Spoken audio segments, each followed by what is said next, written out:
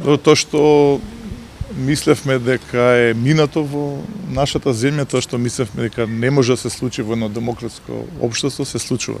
За жал, денес во Република Македонија ние од вчера па и сега имаме полициски час во Република Македонија. За жал, во центарот на главниот град во Република Македонија има полиција која што го ограничува движењето, само затоа што има наредба од власта да го прави тоа што умела да го прави.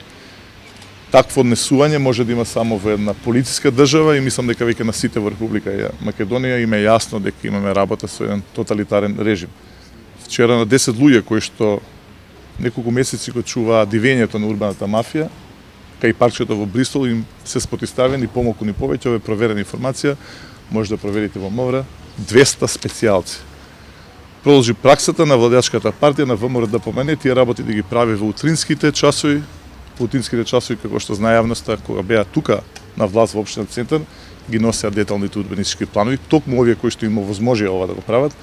Во раните утински часови ги сеча дрвата и вчера во раните утински часови беа приведени млади луѓе кои што ништо не правеа и беа приведени за жал и советници од страна на коалицијата која што е на власт во општина Центар. Ова е уште еден апел до граѓаните да сватат дека имаме работа со една власт која што е навистина покажува карактеристики на еден тоталитарен режим. И јас и советниците во општина Центар продолжуваме со битката, нема да се предадеме, затоа што апсолутно сме сигурни дека работиме во интерес на граѓаните на општина Центар.